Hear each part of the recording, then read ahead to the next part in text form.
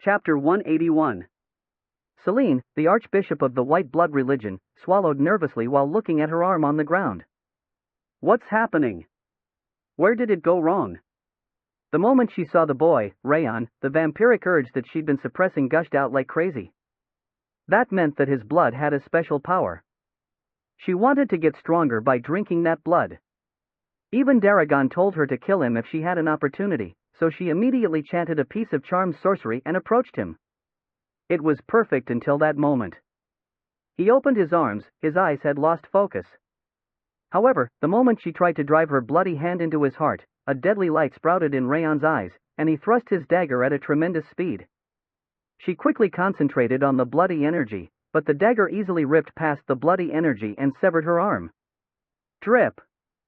Drip! The blood was flowing down from the clean cut on her forearm, but she still couldn't understand what had happened. Coo! Celine tightly bit her lips, which were turning white. It hurts so much. The White Blood religion's cultivation technique, the White Spirit Aura, had the ability to reduce mental and physical pain, and yet, the severe pain pulsating in her head suggested that the pain-reducing ability had disappeared. How did you escape from my sorcery? What have you done to me? You are the one that did something to me. Is it that dagger's doing? When she looked at it again, the dagger Raon was holding was storming with a violent, ghastly energy. It seemed that the energy from the dagger was disturbing her regeneration and continuously inflicting pain on her. That dagger released you from the sorcery. Celine frowned, glaring at the dagger. I wonder. Raon smiled faintly, spinning the dagger in his hand. His relaxed expression seemed to suggest that he thought it was already over. That carefree attitude, despite facing her bloody energy, showed that he was in another dimension compared to the two idiots behind him. Do you think you've won? Celine caught her breath, extending her bleeding arm. The White Spirit Aura spread out like raging fire, and the severed hand flew towards her on its own, attaching itself to the arm. FZZT. The severed arm started to connect, creating a white steam. It was the regeneration ability of the White Spirit Aura. If you let your guard down so much. While clenching her fist on the reattached arm, Celine's golden eyes sparked. A hole will be pierced into your neck. Raon narrowed his eyes, while looking at Celine's reattached arm. It's the ability of regeneration. The White Blood religion's cultivation technique, White Spirit Aura, was said to grant a regeneration surpassing that of a troll. Considering the way she had just reattached her arm, her rank must have been at least that of an archbishop. However, the color of her face suggested that she hadn't completely recovered. The blade of Requiem's ghastly energy must have been continuously inflicting severe pain on her. What an ugly power! Wrath snorted scornfully. A power that gets stronger from extorting other people's blood. It's dirty and crude. The King of Essence would have frozen her up to take out all of her filthy blood. He tapped his wrist, telling him to remove her quickly since he didn't want to see her anymore. Gasp! Ha! Dorian and Zadis screamed in surprise when they finally managed to wake up. White Blood religion. They hurriedly stepped back, realizing that the girl in front of them was an executive of the White Blood religion. The Vice Squad leader. It's okay. Just stay back. Raon waved his hand at them, focusing on the White Blood region fanatic. Considering the fact that you can reattach your arm, are you an archbishop or something? What is that easygoing attitude, despite knowing that fact? I'll make you regret giving me time to recover. I wonder. The reason he wasn't attacking was simple. It's because the mission's objective wasn't to kill her, but to solve the disappearances. He needed to extort as much information as possible from her. I'll kill you. The archbishop gathered her hands, chanting a spell in an unknown language. Whir! Her entire body turned white, and the intense fragrance of flowers engulfed the alley. His head started going blank the moment he inhaled the fragrance. It was a lot more powerful sorcery than the charm she used a moment before. It's pointless, though. The moment the rings of fire resonated, the fragrance melted away. A charming spell of that level was insignificant against him. He looked down on the archbishop with clear eyes. How did you? The archbishop's lips trembled in disbelief. If that charm is all you've got, it was meaningless for me to give you some time. Raon smiled coldly, holding his dagger in a reverse grip. Let's finish this. He kicked the ground, jumping into the space that was full of bloody energy. He felt like his body was being crushed, but the ring of fire and the blade of requiem pushed back all the bloody energy. You bastard!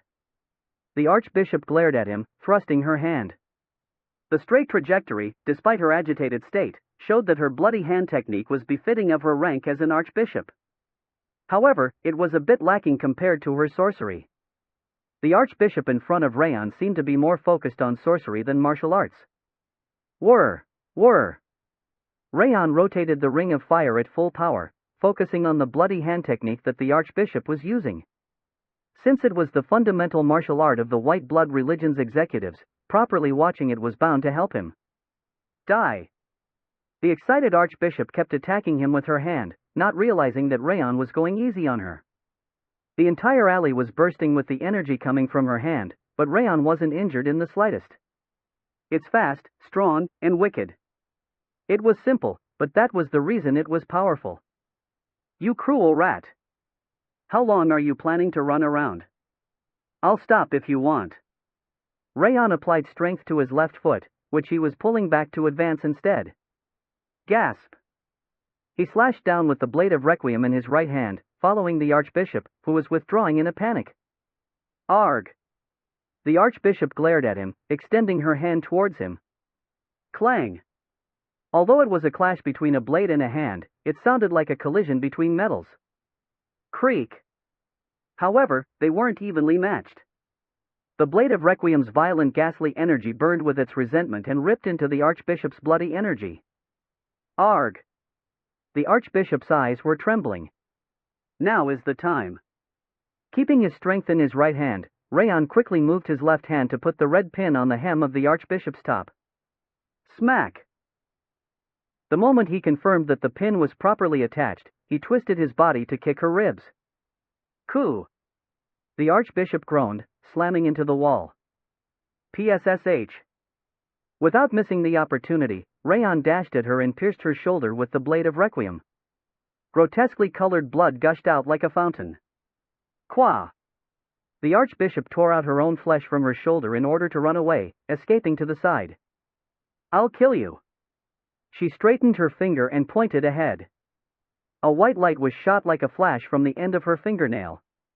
It was the bloody finger technique, which consisted of shooting an energy similar to an aura blade from the finger. Whir! Raon didn't overlook the skill this time. He used the ring of fire to read the bloody finger technique's flow, then slashed with the blade of requiem. Cling! The blade of ghastly energy created a half circle, completely ripping the bloody finger technique's energy apart. It's not over yet. The archbishop kept shooting lines of bloody energy as if she wanted to fight until the bitter end, but they all melted down, unable to pierce through the wall of ghastly energy spreading out from the blade of requiem. How? The archbishop stepped back in a panic. Raon stepped forward by the same amount, as if he were oppressing her. Don't come any closer. Did you tell me to keep my guard up despite being so weak? Raon smiled coldly and tilted his head. Just as I suspected. The white blood religion is the cause of the Porbin's disappearance incident. Just as you suspected? After all, you lot are the only ones that would do something so dirty. Shut up. Why did you attack me? Did you believe you could easily drink my blood? I told you to shut up. The moment the archbishop shot her bloody finger technique, Raon dashed forward. He slashed the blade of requiem diagonally towards her before she could pull her hand back. Spurt! A cut appeared from her shoulder to her waist, and murky blood covered the space. Qua! The archbishop screamed, covering her wound. Where is your branch right now? Are the kidnapped people alive? Coo! She faltered like a drunkard instead of answering and leaning back against a wall. Oh, okay. Let's see the bitter end right here. I'll kill you no matter what. The archbishop's eyes were filled with madness as she drew a triangle with her two hands. Whir! The spell she murmured spread throughout the space, and a crimson light radiated from the triangle as a tremendous energy started to convulse. Just like this. Kook! What is this? Right before the energy exploded, a white hole appeared from the wall she was leaning her back against, creating a spiral whirlwind. Damn it! Daragon! What do you think you are doing? The whirlwind tucked the chanting archbishop inside, then curled itself to become smaller. Damn it! My name is Celine. I'll definitely kill you, Raon Zighart. The hole closed completely after Celine shouted her name and yelled at Raon. What? Did she run away? A light-hearted voice could be heard from behind them alongside a cheerful wind. It was Rimmer. Unfortunately, she must have run away after noticing the squad leader. Judging from the situation, it wasn't the Archbishop herself, but her companion that forced her to escape after seeing Rimmer coming her way. Your face doesn't look disappointed at all, though. Rimmer snickered, looking at Raon's serious eyes. Is that so? Raon shuddered. He was right. It didn't feel unfortunate for him at all, as he actually released her on purpose. He planned on catching something even bigger. The Vice Squad Leader. Are you okay? Dorian and Zadis, who were stuck to a wall, came running at him. I'm okay. Raon waved his hand dismissively, then went to Rimmer, who was examining the traces of blood on the ground. As expected, the white blood religion was behind the incident. Well, I guessed as much. Rimmer licked his lips, looking at the orange blood as if he knew about it already. This looks at least mid-level among the archbishops, but you actually overwhelmed her. Did you become even stronger? She wasn't that strong, probably because she was mostly focused on sorcery. Celine's sorcery was powerful, but her martial art wasn't anything exceptional. Ha! That wasn't strong? Dorian and Zadis dropped their jaws in bewilderment. You must be the only one that would describe a white blood religion archbishop that way. Rimmer chuckled, standing up.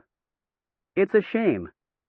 We could have located their headquarters if we managed to catch her. That probably wouldn't have worked, since torture doesn't work against them. Befitting their title of fanatics, members of the white blood religion were tenacious enough to endure any torture. In his previous life, Raon had experienced torturing a white blood religion fanatic for several days without him ever opening his mouth. I guess, they are really tenacious after all. That's why their main branch is still unidentified. Indeed, we don't know where their main branch is. However, Raon smiled faintly, touching the red pin on his collar. We might discover their Porvan branch soon enough. Slum. Celine swung her white hand. The double wall was reduced to powder and collapsed. It was a power that made it difficult to believe that Raon had easily blocked it with the blade of Requiem. Damn it! She shouted, tearing at her wound with her nails. It hurts. It really hurts. The pain isn't going away. Although she kept using the white spirit aura, the pain scorching her flesh didn't subside. Daragon! Do something about this. Calm down a little. The old man, Daragon, walked up to her with a frown on his face. Why did you summon me? I wouldn't have to endure this pain if I had killed him. Rimmer was making his move. If you had remained there, you would have gotten caught. Coo. Celine ground her teeth and scratched at the wall, which was severed like pudding and collapsed. Stop destroying things. We need to keep using this room. Daragon clicked his tongue, examining Celine's wound. It's severe. Although the Archbishop-class Celine's aura should have healed all of her wounds, a strange power inside the scar was preventing the regeneration and was continuously causing her to feel burning pain. Ghastly energy, and a very powerful one, at that. It looks like it will take a long time to get rid of it. That's why that guy needs to be killed, at all costs. Enough murderous intent to give a person goosebumps burst from Celine's eyes. I'll kill him. I'll tear his flesh, grind his bones and blood, and drink it. This wound won't disappear even if you kill Raon. It might even last forever because of the resentment. Moreover, he injected bloody energy inside Celine's wound before turning around. They are going to arrive soon. Get yourself changed and finish your preparations. Coo, damn it. Damn it. Celine shouted, slamming the ground. Daragon's office trembled to the point where it seemed like it could collapse. That's why I told you to gather information first. It's because of your gluttony. Shut up. You also would have wanted to suck his blood before anything else if you had seen him. Was he that good? Ha, he's mine.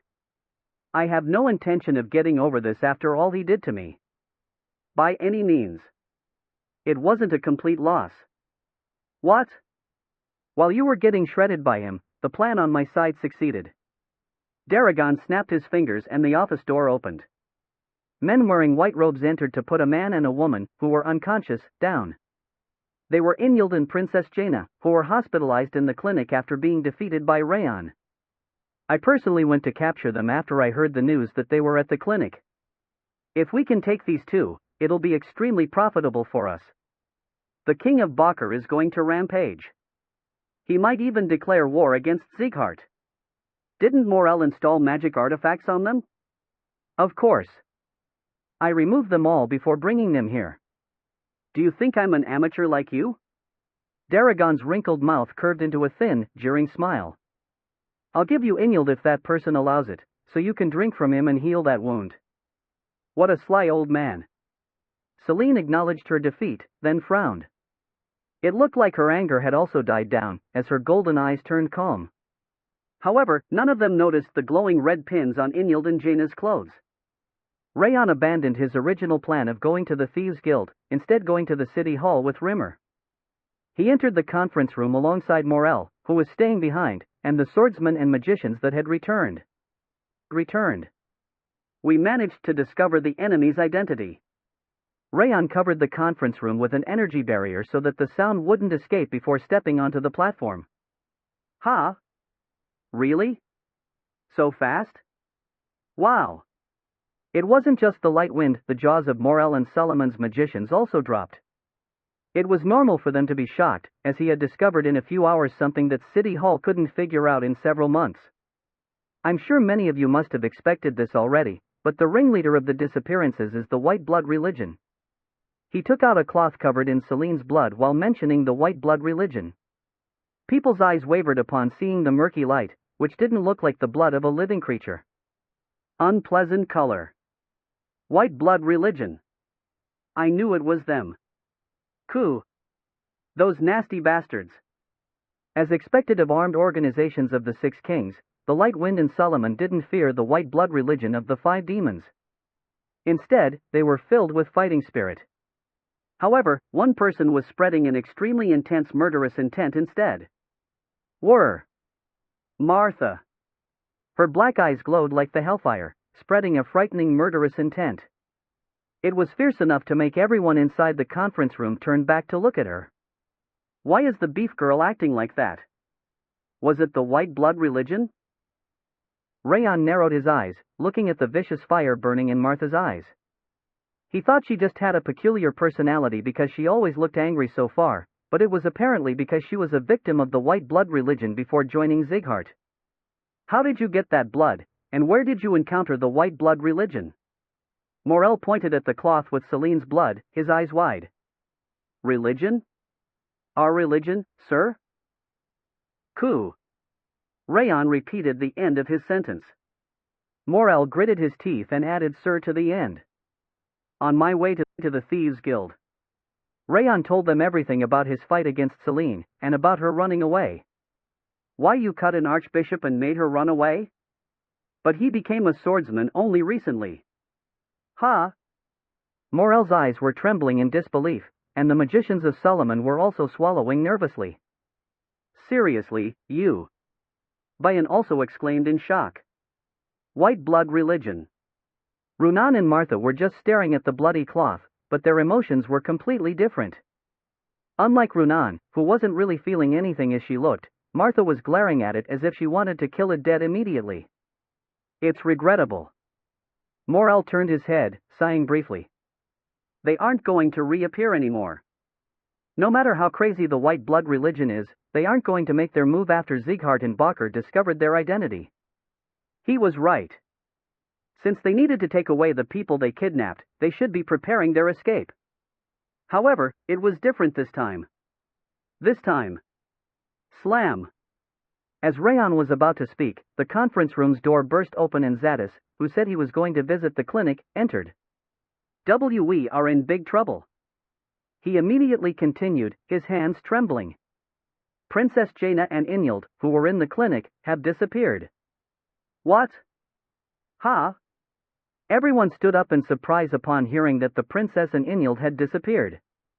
The healers, knights, and magicians in the clinic as if they had fainted, and the princess and Inyald were the only ones that disappeared completely. Impossible. There was no reaction from the artifacts. The artifacts were found on the beds they were in. Zadis raised his hand, showing them 2 necklaces and 2 rings. Damn it! They got us! Damn it! Morel and the magicians clenched their fists, and the light wind swordsman also swallowed nervously, as they didn't expect that to happen. Clap! As everyone was panicking, a clapping sound snapped them out of it. Calm down. How can I calm down right now? We have to do something. If we don't find the princess somehow, this whole city will be enveloped in flames. Even Sieghart might get in trouble. It's okay. Raon faced everyone's gazes, eyes as nonchalant as always. The location of where the princess and Inyald have been taken. He took the red pin from his collar, placing it in his hand. Once he brought forth the 10,000 flames cultivation's energy, the pin floated by itself and pointed in a direction. The location of the archbishop that ran away. Raon smiled faintly, looking at the people whose jaws dropped. I know them both. Chapter 182. That's the pin you gave us earlier. Bayan narrowed his eyes, looking at the red pin on Raon's hand. You told us to keep it with us because you can locate it, right? He took a pin from his pocket. The other swordsmen also took out their pins. Yes. Since they contain my aura, I can locate them. Raon nodded. So, how can you find the princess and Inyald's locations with that? They don't have the pins. They do. Ha? They do? Really? Why does the princess have that? The eyes of both the swordsman and the magicians widened when he said they had one. I put them on their clothes after they fainted. Raon chuckled, putting the pin back on his collar. Why? How did you even know? The people inside the conference room gasped in bewilderment. I figured that if I were one of the 5 demons and realized that the princess and Inyald had collapsed, I would target them for sure. Are you saying you predicted this to happen? Rather than prediction, it was more like, I can find their location if it happens, and it's fine if not. Ha? Seriously. Raon spoke casually, and people shook their heads. Rimmer was the only one smiling, his hands behind his head with fingers laced together. Wait. Morel, who had been silent, raised his hand. The strategy you used by putting a pin on them was outstanding enough, to the point that it's difficult to believe a novice swordsman did that. However, did that? Do I really have to talk respectfully in this situation?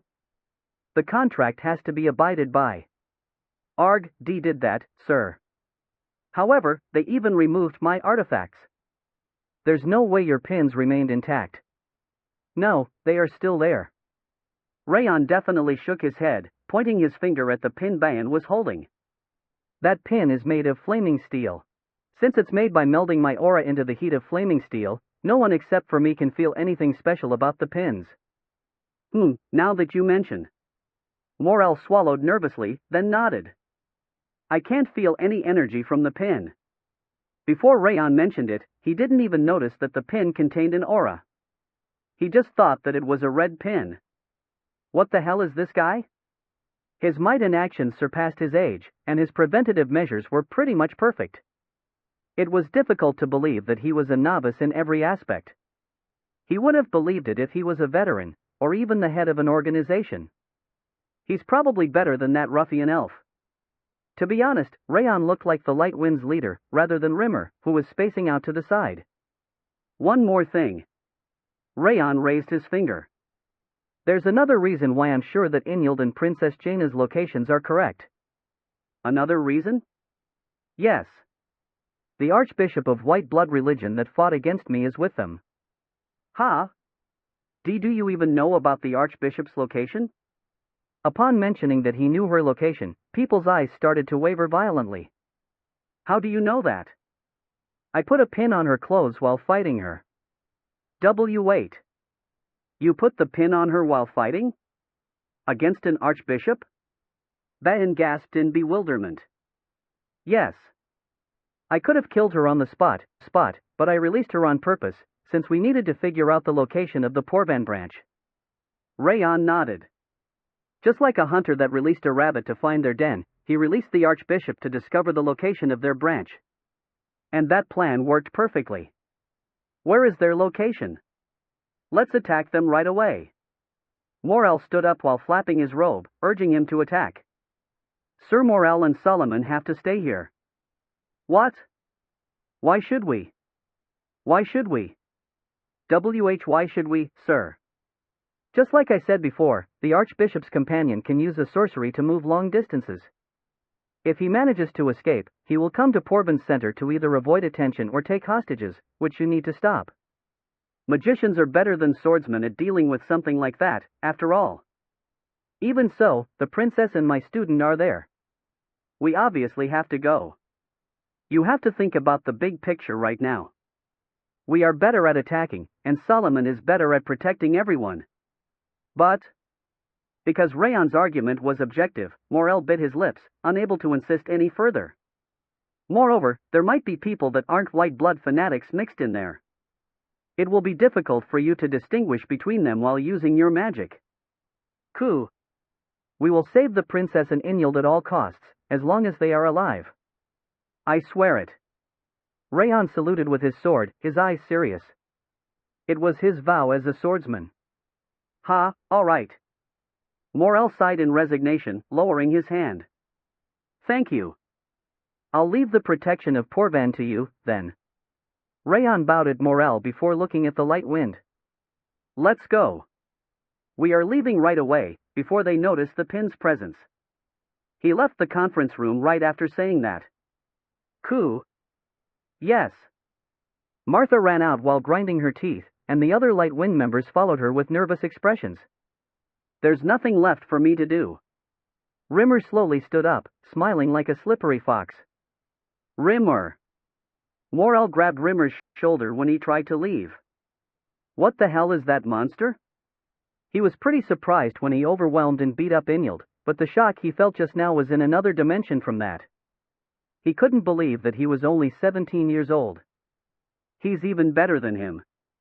Bakker also had a young monster, but while his might probably matched Raon's, Morel felt like he was definitely far behind in terms of strategy and action. Was he personally raised by the destructive king of North or something? How did a monster like that come to be? No way. Rimmer chuckled. He helped a little, but he grew up with his own power. He surpassed both my help and the head of house's help, growing on his own. What nonsense. You should watch him closely. Sieghart's, or rather the continent's, history will be rewritten by Raon's hand. He swirled his hand before leaving the conference room. History, Morel swallowed nervously, looking at the door Rimmer left through. He would have normally laughed at him, but he had a strange feeling that it would actually come true. Ha, let's go. We should do our job. He left the conference room alongside Solomon's magicians, a slightly tired expression on his face. Raon was standing at the hill along with the Light Wind members, where they could see the place that was probably the White Blood religion's local branch. It's over there. He pointed at an old-fashioned mansion below the hill. It was the house located in the north of Porvan City, belonging to a merchant family praised for their usual good deeds. Since a merchant house could easily use the carriages, it must have been convenient for kidnapping people. That's the White Blood religions. Martha breathed heavily, as if she were about to dash out immediately. Her black eyes were emanating something that couldn't even be called murderous intent anymore. It's more serious than I thought. It looked like she would swing her sword even if she were about to die. Raon decided to watch Martha closely during the battle. So, that's the location. Rimmer scratched his chin and licked his lips. However, we can't just attack them there. Not all of them will be White Blood fanatics. We can just attack. Raon answered, grasping the blade of Requiem that was wailing more fiercely than ever. They are all white blood fanatics, except for those that are locked up underground. Ha? Really? Yes. The wailing blade of Requiem was telling him that everyone inside the mansion was a white blood fanatic that had learned the white spirit aura.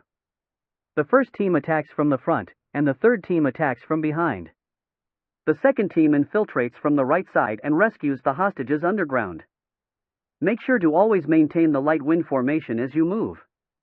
How about the left side? I'll be there with the squad leader. We will immediately go underground, just like the second team, and fight the executives. I'll take care of Celine, so squad leader, please take care of the executive that used the teleportation spell. We need to quickly neutralize him in order to prevent their escape. That's not difficult. But... Rimmer licked his lips with a sour face. Don't you think you look like the squad leader? I have no presence here at all. You never had any to begin with. Bayan snorted and shook his hand. Runan calmly stood up, and Martha was spreading a frightening amount of murderous intent. I'll make the first strike. Holding the blade of Requiem in a reverse grip, Raon ran down the hill. He raised the 10,000 Flames cultivation's energy to the maximum, then mixed it with the ghastly energy of the blade of Requiem. Whop! The flame spirit of the 10,000 Flames cultivation, imbued with ghastly energy, decorated the sky by creating an explosion of crimson fire in the middle of the mansion. Celine was headed to Daragon's office, wearing the archbishop coat with 3 lines drawn at the center. Daragon was doing his hair while wearing the archbishop coat as well. The preparations finished a long time ago. When is he even coming? He'll be here soon enough. Having to bow to that young guy is really repulsive. Be careful of what you say. Even though he used to be under you, he's currently the Lord's student. Moreover, he's not the only one that is coming. What? The 10th White Spirit said he was coming along his training. You should behave yourself. That strict guy? Damn it. Nothing's going well. Celine grit her teeth, massaging her arm, which wasn't perfectly reattached yet. You should stay here and guard those two. Darian neatly swept his hair back before pointing at Princess Jaina and Inyald, who were tied to the wall. Are you telling me to watch some hostages? Would you prefer to accompany the White Spirit instead? Arg. Celine frowned, then nodded in agreement. I'll escort them here, so make sure to hold back your arrogance. I know. I'll be back. Daragon wore a white hood on his head to completely hide his face as he left the office. Damn it. How did I end up like this? Arg. Celine ground her teeth while touching the wound on her shoulder. Although Daragon used his bloody energy, the wound wasn't healing at all. It was a really terrible injury. That bastard. Raon Zighart. When she thought about the fact that it was because of that damn bastard that she was feeling such pain and humiliation, she started boiling in anger. I'll kill you. I'll kill everyone related to you, no matter what, and drink their blood. Celine was resolving herself to get her revenge, looking at the wound on her arm. Bomb! The sound of a huge explosion could be heard from upstairs, and the entire underground trembled, as if it were an earthquake. Earthquake. What's going on? Celine looked up, her eyes wide. White Spirit. No. There's no way. There was no way a White Spirit would suddenly start attacking the mansion, not unless they decided to abandon the branch. It must have been an emergency that even Daragon hadn't anticipated. Then... Ah!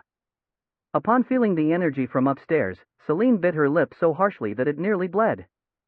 It was a powerful energy that she had directly faced a few hours ago. It was Raon Zighart's energy. Why is that crazy bastard here? She tried leaving the office in surprise. Slum. The sound of a second explosion could be heard, and the ceiling collapsed. Amidst the dust, scorched in black, she could hear the voice that made her the angriest she'd been since she was born. Is this the White Blood's Porvan branch? You? Red eyes sparked frighteningly in the sinking dust. Raon Zighart. Why are you here? The man standing on the collapsed ceiling was Raon Zighart, who she wanted to chew up to death. Raon snickered at flustered Celine. Did you ask why? It's because you showed me the path here. What? You are wearing a coat, but you didn't change your clothes. He raised his finger to point inside the white blood religion coat that Celine was wearing. Clothes? Celine wrinkled her nose, taking off the coat. Noticing the red pin attached at the end of the clothes she was originally wearing, her eyes widened. What is this? It is part of a set with this one. Raon smiled faintly and pointed at the pin attached to his collar. I managed to find the white blood branch thanks to you. Thank you. Ah. Celine stepped backward, her teeth chattering. Then, you. Yes. I let you go on purpose. After all, I wouldn't have had any way of finding your branch if I killed you back then. Though, I didn't need to do that when I think about it now. Raon smiled faintly, looking at Jaina and Inyald hanging on the wall. You'd better not think about escaping, as our squad leader went to catch your companion. You are so great. What a damn great guy you are. But there's one thing that you don't know. Celine's energy exploded out, and the blazing white energy rose to her shoulders. Everything's settled if you die right here. I wonder. The moment she tried to use her bloody aura, Raon used the Supreme Harmony steps. With a single step stretched in a straight line, Raon ignored the space in an instant and reached the area in front of Celine. What? You have no more chances left. Coup. Celine hurriedly controlled the bloody energy she was trying to attack with, trying to switch to defense, but it was pointless. The mixture of ghastly energy of the Blade of Requiem and pure energy of the 10,000 Flames cultivation created a burning golden flame, engulfing the space. Whir! The blade, which was imbued with powerful energy, slashed through Celine's bloody energy and shredded her arm once again. Kaya! Celine screamed at the unbearable pain. A serious amount of blood was flowing from the arm that was cut by the dagger. How? I told you. Raon coldly smiled, twirling the dagger. I went easy on you earlier. Shut up. Celine's arm wasn't completely severed, probably because she instinctively pulled her arm away at the last moment. However, it looked like she couldn't regenerate it. Blood kept gushing out, and she was unable to restitch the wound. Coup. I'll kill you. Celine pulled off the skin on her hand herself, then gathered her hands. The blood flowing down from her hand and wrist gathered at the center, creating a tremendous amount of boiling power. I saw from outside that there were at least 200 people locked up here. What are you talking about right now? I'm saying that you don't deserve to live. Bullshit. You are the one that's going to die here. Celine shot the bloody energy she had gathered at him with maximum power. Wham! Dozens of streams of bloody energy twisted with each other like vines to cover the space. His vision was completely covered with the wave of bloody energy, with no place to dodge nor escape. Creak! Raon fixed his grip on the Blade of Requiem and controlled as much energy of the 10,000 Flames cultivation as he could. Whir! The ghastly energy of the Blade of Requiem created a yellow trajectory of light in the air. Raon placed the energy of the 10,000 Flames cultivation, following the best path to sever the bloody energy. Wham! The light of resentment bursting from the sparkling crimson blade perfectly severed the light of the bloody energy. This is impossible. Raon could see Celine's wide eyes between the severed bloody energy. Murky blood gushed from her mouth as she looked at the huge hole that had appeared on the left side of her chest. Raon Zig.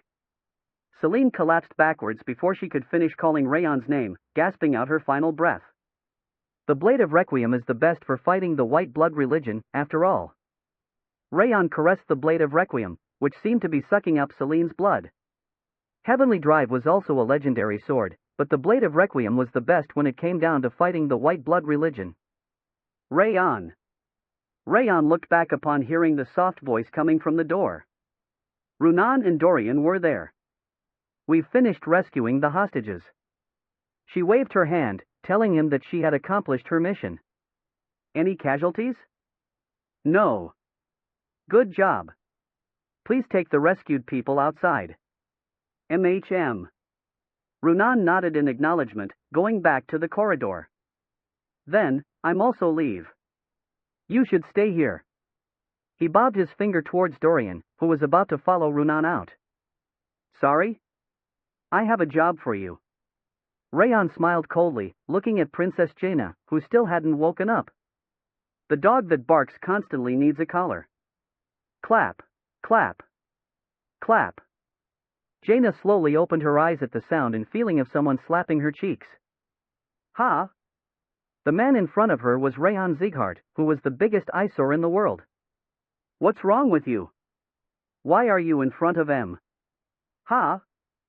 Jaina's eyes widened upon noticing that something was hanging around her wrists. When she looked upwards, she saw that shackles attached to the wall were fastened around her wrists and ankles, preventing her from moving. The room was also completely unfamiliar to her, and the ceiling and walls were trembling as if they were going to collapse at any moment. What? Where is this? What did you do to me? This is the White Blood Porvan branch. Raon gestured with his chin, spinning the dagger in his hand. White Blood branch? Yes. And you are here because you were kidnapped by the White Blood religion. What nonsense. You can tell from looking around. He pointed at the murky blood on the ground, and Celine, who had turned into a corpse. Then, what are you doing right now? Release me right away if you've come to rescue me. Why should I? Rayon's mouth curled up into a smile as he looked at her coldly. What? I'm asking why I would save you when you just want to antagonize me. What kind of madness is that? It's perfect, right? If you die here, I can just say that it was the White Blood's doing. Why, you are crazy. Do you think Bakker will overlook this matter? No one will know if you die because the ceiling collapsed. Raon pointed at the ceiling, which was trembling like it would collapse at any moment, covered in holes. Why would you do that? Bakker and Zieghart are allies. Jaina's lips trembled in fear. We are allies in names only, and we are actually on cat and dog terms, just like you and me. Weren't you only thinking about how to kill me until you got kidnapped? That's why I'm saying farewell. Raon waved his hand, then turned around. Wait. Please save me. I'll never offend you over again. Even if we meet outside, I will pretend nothing happened, and do anything you want. Please. She struggled, and the ceiling and walls started to tremble even more intensely. Are you serious about that? Yes. I won't even look at your shadow. Quickly. I already don't like your manner of speech. Please save me. I'll do anything you ask. Really? Raon smiled, stretching his hand to the side. Special contract. Phew. Dorian sighed slightly, taking out a gilded contract and pen from his belly pocket, before giving them to him. He kept murmuring that he didn't have everything while handing them over. Special contract? You know what this is, right? Since this is created in your country.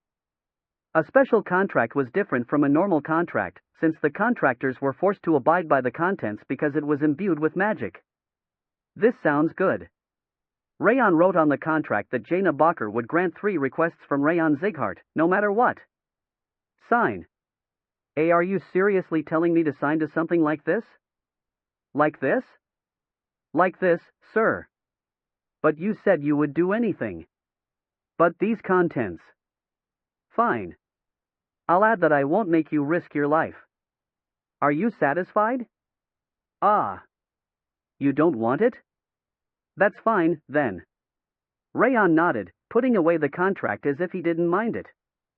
He pointed at the ceiling that was boiling like stew, then smiled faintly. Since there's less than a minute left, say goodbye to the world. Damn it! Jaina screamed, shaking her fingers. I get it. I got it. I'll sign it. I'll sign it? I'll sign it. Sir. An excellent choice. Ah. Raon handed Jaina, who started to weep, the contract. Jaina used nothing but her fingers to sign her name on the signature part of the contract. Kring. Golden light burst from the contract to create two lines, which streamed into Raon and Jaina's bodies. Jaina would receive a powerful shock in her heart if she didn't carry out the contract. Since there was such a scary price to pay, a special contract was extremely expensive, and it was rarely used. I'll release you, then. Raon simply swung his dagger, and the handcuffs and shackles suppressing her body shattered. Sniff. Since it came down to this, I'll tell you a secret as well. As Jaina was grabbing her stinging wrists and ankles, Raon unsheathed his dagger and stood up. Secret? What secret? What? What secret, sir? It's about the butterfly you bought at the auction house. Raon turned his back on her and continued. I was the one that took it. I'm sorry. Revealing this fact makes me so refreshed. He left after saying that. The most staggering part was that the ceiling that was about to collapse stopped trembling as soon as he left. Jaina finally realized that she was tricked, and her hands trembled. Qua! She screamed, shouting the name of her new archenemy. Raon Zighart.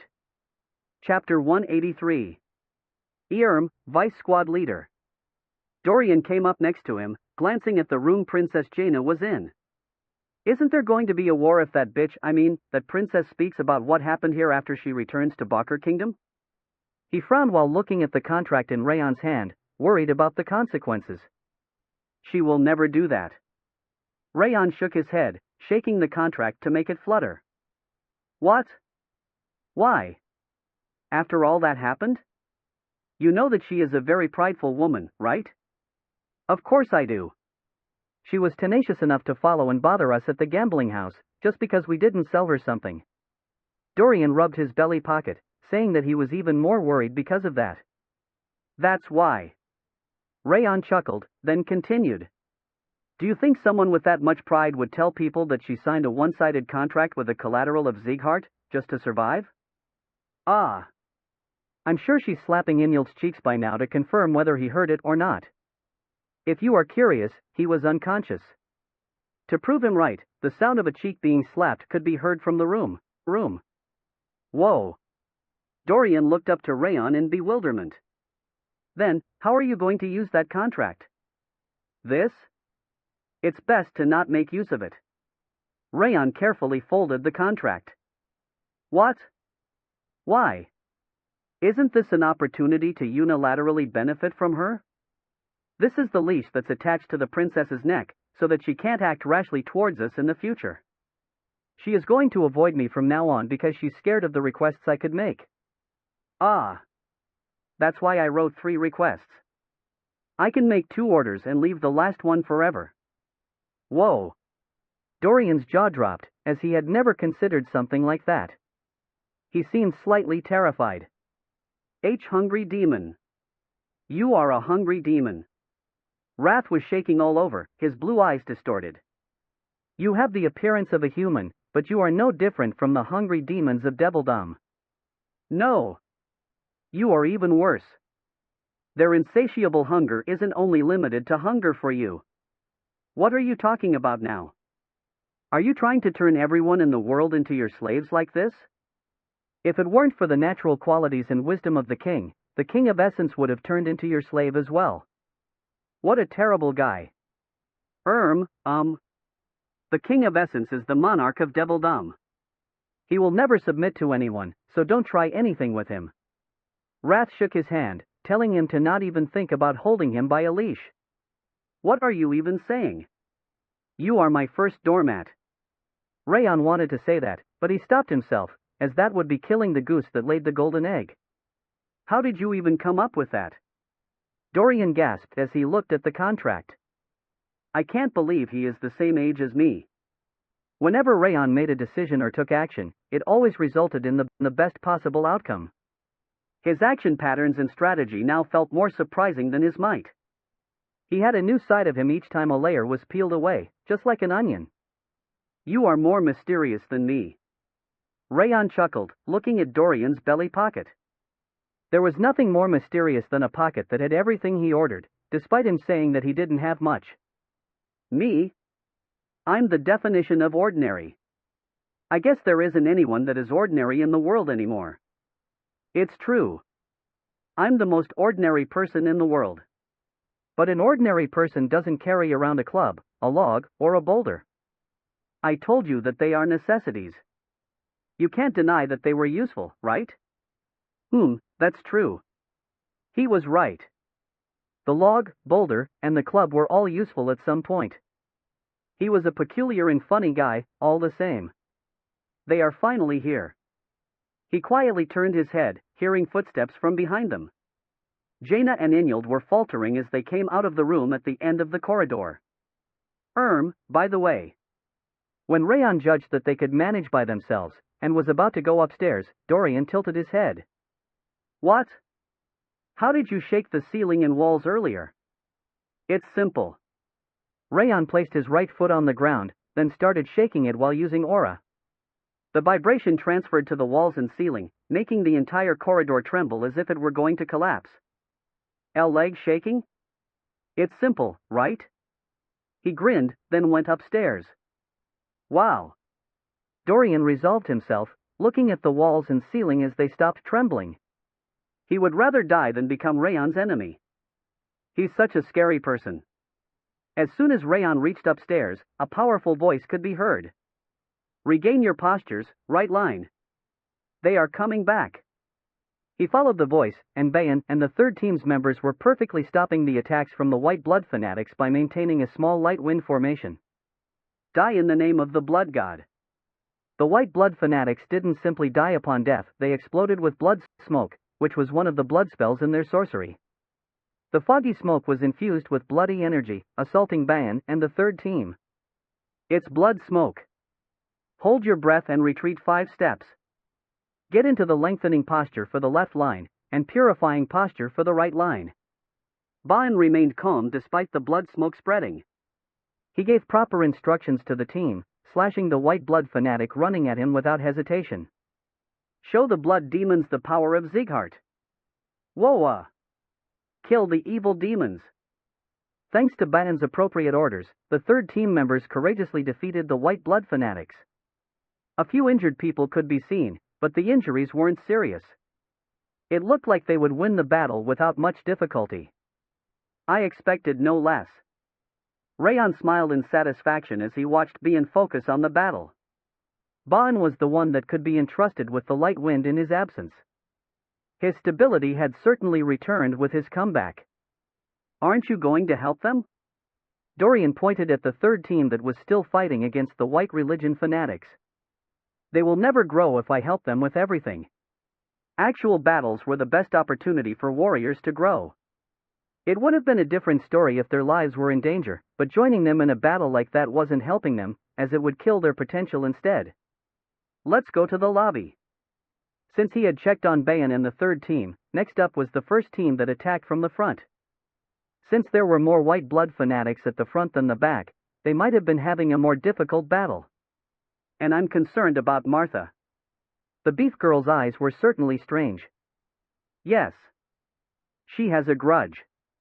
Thinking about the frightening eyes that he saw from Martha before the attack, he went to the lobby. Spurt. When the sunlight coming from the hole in the ceiling, created by the explosion of flame spirit, brushed past his face, a cutting sound of flesh could be heard from the lobby. It was Martha. It was the sound of her sword tearing a white blood fanatic in half. Next, where's the next one? Martha's black hair and white skin were covered in murky blood, and an even more extreme murderous intent was emerging from her eyes. Unable to face the demonic gaze, Dorian stepped back while covering his mouth. It's much more serious than I thought. Raon narrowed his eyes. Even though the murderous intent wasn't directed at him, he felt like goosebumps were appearing on the back of his hand. She seemed to have an extremely serious grudge. Martha howled like a beast, dashing into the group of white blood fanatics. She exploded her aura like a rearing horse to storm through the surroundings. Damn it! Help the team leader. We are giving up on maintaining the formation. Attack their exterior while they are focused on the team leader.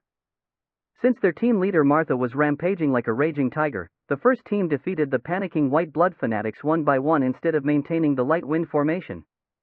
Thanks to Martha's madness, the first team managed to defeat more fanatics than the third team in a shorter time, despite not using the light wind formation. The King of Essence made a mistake. Raph licked his lips. The King of Essence should have gone to the beef girl. That's a nice Raph. Raph. Raon nodded. An extreme wrath was imbued in Martha's sword. She was sinking into the sea of blood, viewing her enemies as insects rather than human beings. The white blood fanatics dying to her sword numbered over 20. Even though her side had been cut, and her thigh was stabbed, she continued her aggression as if she didn't feel anything and kept beheading the white blood fanatics. Follow the team leader. Assist her until the end. Never withdraw, keep fighting. The first team was more focused on following Martha than fighting. It looked like they had gotten attached to her at some point, as they were coordinating the fight while assisting her in a way that allowed them to avoid her getting hurt as much as possible. It looks impossible to stop her, right? Indeed. Raon nodded. If he tried to stop her, that murderous blade might have been directed at him instead. But I can't just overlook this. Raon decided to scold her a lot after the battle. Though, he wasn't sure that was enough to teach her a lesson. Is this where you ended up after running away? Rimmer twirled his sword, looking at Daragon after he drove him into a dead end. Arg! Dalvert! When he gathered his hands and quickly started chanting a spell, Rimmer's wrist curved softly. Slum! The green energy from his blade spread out like a rainbow, destroying every wall surrounding Daragon. Ah! Daragon's face went pale as he witnessed the walls getting smashed. A sorcery that moves along walls. That's an interesting ability. Rimmer smiled, observing the collapsed walls. That's how you manage to take people without being noticed by anyone. But look, it's meaningless without any walls. Shut up. Even my head of house hasn't managed to shut my mouth. Do you think you can do it? You bastard. The moment Daragon tried to use a new spell after gathering his hands, Rimmer's eyes sparked. Ah! Unable to complete his spell, Daragon's shoulders trembled. A frightening pain could be felt from his wrist. Rimmer's sword had moved without his notice and severed his wrist. Qua! Daragon grabbed his severed wrist, stepping back. If you aren't at an apostle's level, it's easy to stop your spells. I can either shut your mouth or cut off your hand. Rimmer smiled, stepping on Daragon's blood as it soaked into the ground. He is so good, even though I didn't teach him. His genius nature really is taking after me. Coo! Coo! Daragon tried to chant a spell with one hand, but Rimmer didn't overlook him. The moment his wrist moved again, Daragon's left hand also fell on the ground. Ah! Daragon's eyes trembled as he watched a serious amount of blood gush from his hands. It's just your hands. Why so serious? A frightening glow appeared in Rimmer's eyes as he walked up to him. You make a hole into a living human's neck to suck their blood. This is mere child's play compared to that. Rimmer! Daragon swallowed nervously. I heard he was injured, though. Although the rumors said that his energy center and mana circuit were broken, he didn't seem to have weakened at all. The madness in his eyes and his light-hearted manner of speech. The crazy elf called the Sword of Light hadn't changed at all. Well, then. Rimmer moved his sword into a reverse grip, stabbing his thigh. Since he was using the wind aura, blood gushed out from his thigh like a fountain. Are the people underground everyone you've kidnapped? Coo! Where were you planning on sending them? Daragon remained silent once again. That's right. That's a white blood fanatic for you. It would have been disappointing if you had answered right away. Rimmer grinned, using his wind aura again. The blade piercing his thigh vibrated, and Daragon started drooling as his entire body trembled. Qua! Don't count on the woman named Celine. My student went to her. She is definitely not going to survive. Huff, huff. Daragon grit his teeth, breathing heavily as he tried to endure the pain. I'm not counting on that damn woman. Oh, you must have realized that this place was discovered because of her. There is no way I wouldn't notice, since I'm not an insect. Then what are you counting on to maintain that gaze? Rimmer frowned, looking at Daragon's eyes, which still retained hope. Raon already took care of Selene underground, and Martha was slaughtering overground. Since everything was already over, he couldn't understand why Daragon still had hope. You should have arrived earlier. What? Coo-hoo-hoo. There are 2 people coming today. Daragon's mouth stretched to the sides into a smile, despite coughing out blood. Since they have arrived, you won't be able to survive. The moment he finished saying that, a tremendous energy burst from the first floor for an instant. Martha kept swinging her sword, not even realizing that she had a long wound on her shoulder, waist, and thigh. She couldn't feel anything insignificant like pain. Kill. Kill all of the white blood religion. That was the only thought filling her head. There was no room for other emotions or will. The evil demons were in front of her eyes. The order telling her to kill all those white evil demons that assaulted the village after breaking through the walls 12 years ago was fastened around her soul like a shackle. Following the voice resounding in her head, she slashed, and slashed again. She rushed in, whether there were 5 or 10 enemies, and kept swinging her sword. She just kept swinging, as if she forgot about swordsmanship. She didn't care whether her face or her hair was cut, she just kept swinging her sword endlessly towards the white coats. She was fully aware that she shouldn't be fighting like that. She knew that she should have been taking care of the others as the team leader. However, she couldn't come back to her senses after she saw the white blood religion. As if it were an instinct she was born with, she beheaded the white blood fanatics until she was covered entirely by their murky blood. When she felt like she was brimming with strength as the fight continued, the murky blood of white blood fanatics covering the lobby's floor moved on their own to draw a strange pattern. Whir!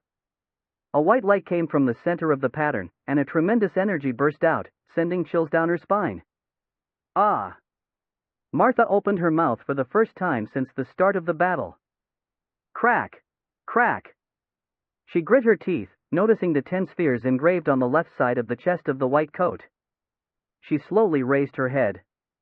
A middle-aged man raised his chin, his long black hair swept back, and eyes as sharp as an eagle's. It's him.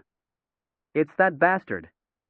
The devil that burned up the village, drank the blood of the guards, and kidnapped her mother and the other people. He was the white blood cult leader's student, the 10th apostle. Is this an invasion of Sieghart's young ones? His indifferent voice was just like before.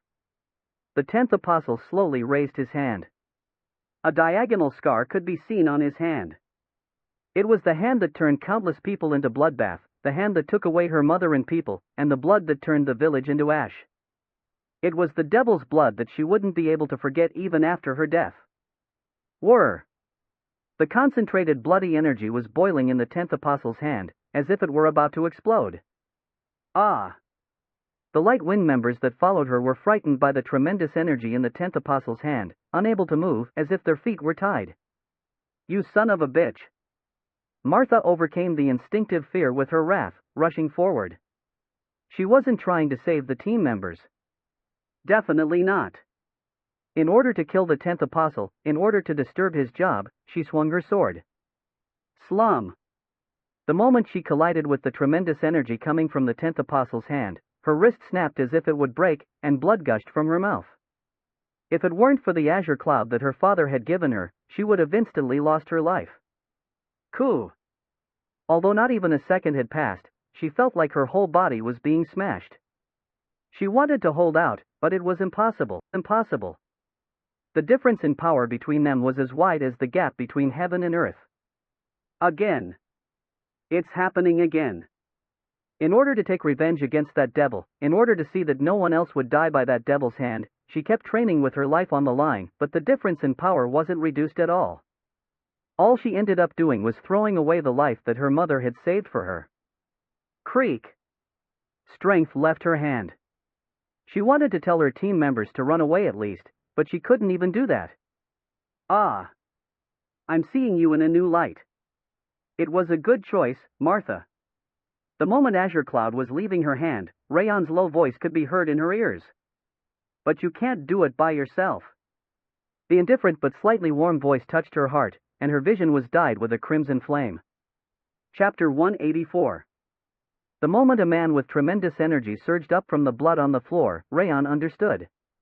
That man was an apostle, a direct disciple of the white blood cult leader, as the only people that didn't wear hoods among the white blood fanatics were the cult leader and his disciples. The moment he raised his hand, Raon stretched his left foot forward and used supreme harmony steps. Although his reaction was fast, his senses were ringing in his head, telling him that he was too late. Whir! As expected of a monster that had reached master level a long time ago, the apostle understood the situation in an instant and spread around a tremendous amount of bloody energy. He could see the bloody energy concentrated in his hand, shooting out like a cannonball. The tremendous power in the energy wave was at a level the light wind members couldn't endure. Damn it! Raon ground his teeth, stretching his feet and hands, but he couldn't reach them in time. 1 second, no, just 0.5 second.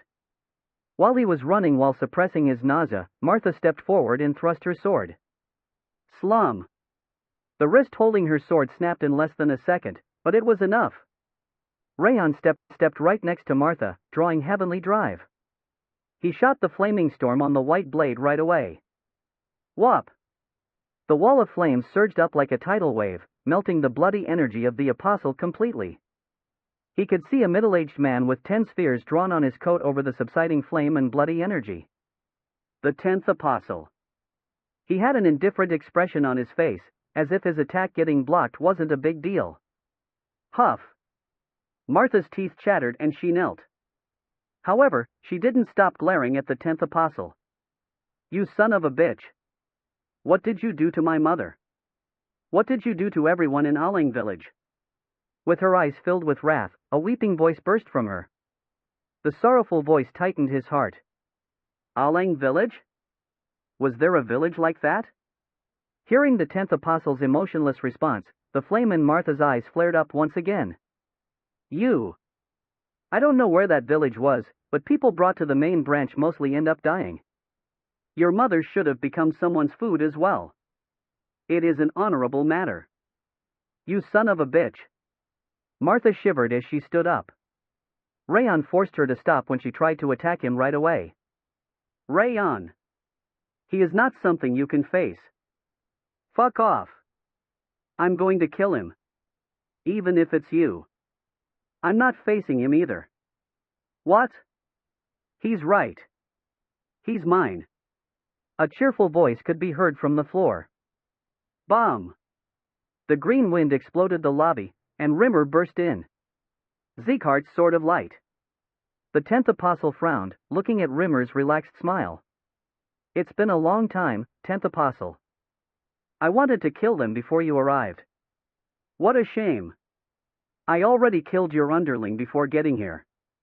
Rimmer smiled cheerfully, pointing at the murky blood flowing from his blade. How did you find out that this was our branch?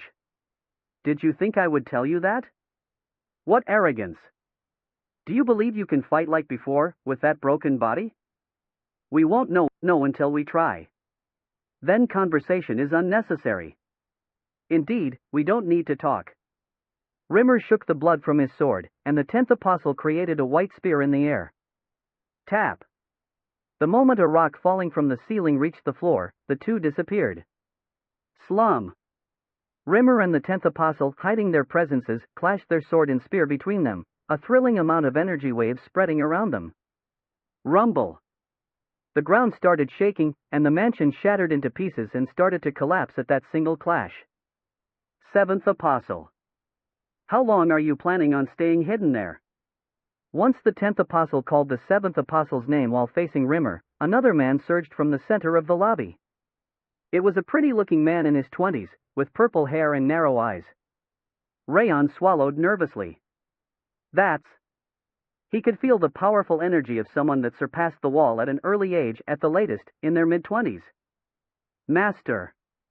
Befitting his title of 7th apostle, he was a powerful person at master level. Senior, do you even need my help? It was originally your job to come here. Ah. The 7th apostle licked his lips. The powerful energy coming from his peaceful expression and relaxed posture gave off an alienated impression. While I'm killing this guy, you shall erase all Siegharts from this place. It's annoying. 7th. White. Spirit. I guess it can't be helped. The seventh apostle wrinkled his nose, then stepped forward. Raon, I leave him to you. Rimmer smiled awkwardly, creating a storm. A green wind burst up like a whirlwind to completely destroy the mansion, and the two people at the center of the lobby disappeared. Well, since it came down to this, let's finish it quickly. Ah. Coup. The seventh apostle smiled faintly, his hands clasped. Even though he was weaker than the 10th apostle, the light wind members were drenched in a cold sweat as his overwhelming pressure dominated the space. I am your opponent. Raon aimed heavenly drive at him, blocking his pressure. Oh, you are so cool. The seventh apostle giggled, clapping his hands. By the way, do you know? Everyone that has aimed their sword at me has ended up dead. What a coincidence. Everyone that has aimed their sword at me has also died. Without lowering his sword, Raon smiled coldly. Interesting. The seventh apostle raised the corners of his lips, his hands open. Let's see if you have the skills to back up your mouth. The moment he said that, he disappeared from the spot. The speed, difficult to follow with the naked eye, was the result of a footwork with extreme quickness. I shouldn't use my eyes to see him. Raon opened his perception with Glacier. The seventh apostle was approaching from the right and below. He pulled back his right hand, swinging heavenly drive. Clang!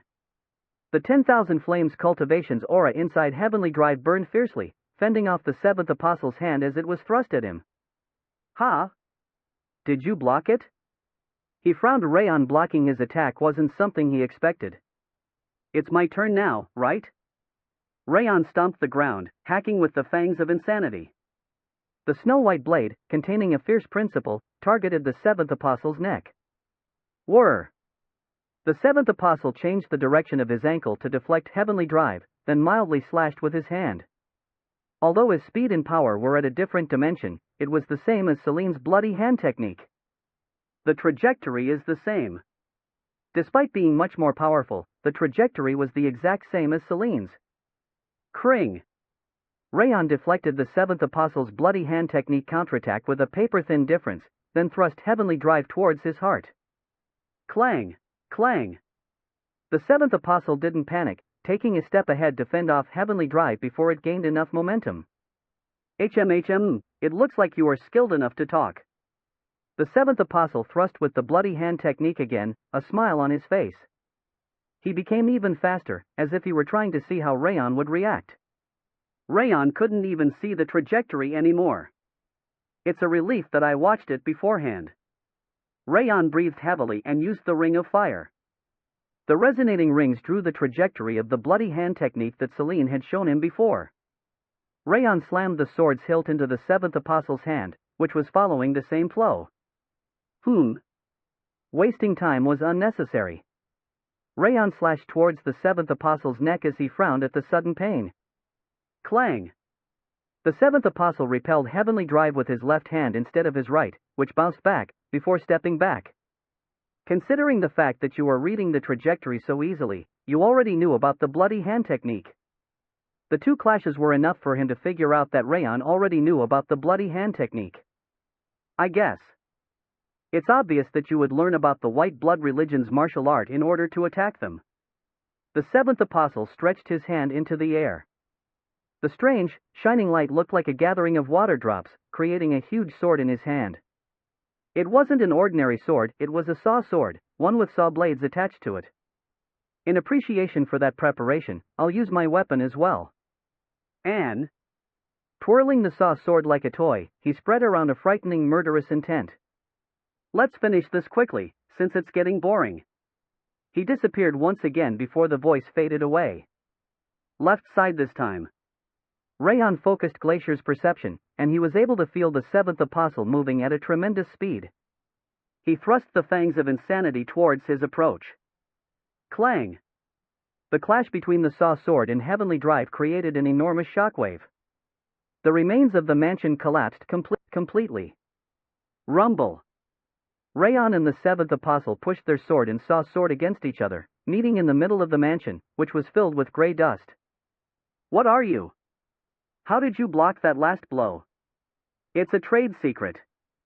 Are you telling me you are still a Sieghart despite your young age? I shall be more serious as well. The seventh apostle's narrow eyes sparked slightly. The saw sword's trajectory rapidly changed, and dozens of aura blades streamed at Raon. Wham! Probably because they were on a different level, every single one of the aura blades were extremely powerful. Although he was deflecting them with heavenly drive, he was feeling nauseous. I can't continue like this. Raon resonated the rings of fire, examining the swordsmanship the seventh apostle was using. His twisted trajectory was eccentric. He aimed for the wrist for an instant but changed to the neck at the next moment. And while he targeted the ankle, he slashed the heart. It was a technique full of varieties. Probably because it had the same root, the flow itself was similar to the bloody hand technique. That meant that there was a simple way to defend against it. He just needed to shove in his strike inside that flow. Raon analyzed the swordsmanship with the ring of fire, scanning the gap in the flow with glacier, aiming to block the seventh apostle's swordsmanship with heavenly drive by using the 10,000 flames cultivation.